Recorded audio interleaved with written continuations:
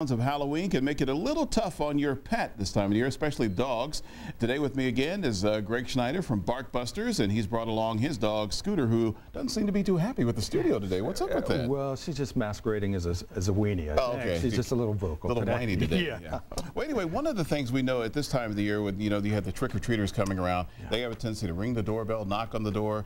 These kind of things drive my dog crazy. Yeah, they do. As a matter of fact, one of the biggest complaints I get from folks is, I need some help. My dog goes crazy when the doorbell rings. So you can imagine what it's going to be like on Halloween. Right. So it's not just the usual doorbell stuff. You have little people, you have costumes, you have whiny dogs, you have people screaming and yelling and trying to scare us. Fun for us, not so fun for our dogs. What kind of things can we do to keep the dog from going out of control these days? That's a great question. I think normally, if with regular door manners, what we'd want to do is maybe have the dog sit and stay someplace. Right. But here, I think what we'd look at is, let's keep the dog completely away from the door, maybe in another room, or certainly on a leash. The response to fear for any of us is fight or flight. Right.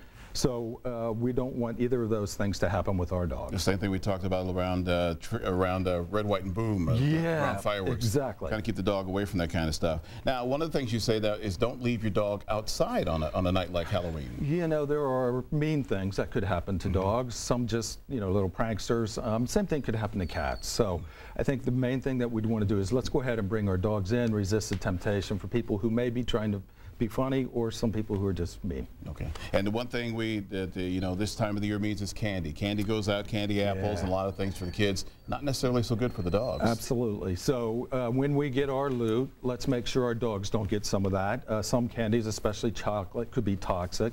The couple other things to keep an eye out on is, one is wrappers. So right. When we're finished, they might ingest it. That would be bad. The other thing I was thinking of this morning, years past, when I've walked Scooter after Beggar's Night, right. She finds all kinds of candy from kids who've lost it, or the bag's broke, or something like that. So you just got to watch out for that kind of stuff all the time around. Yeah, even on your walk the next morning. All right, Dave. Greg, thanks a lot. Always great information that you come in with us. Bark Busters, how do they get a hold of you?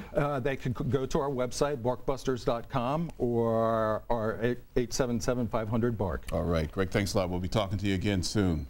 Coming up here, a much different picture today as snow started falling in certain areas of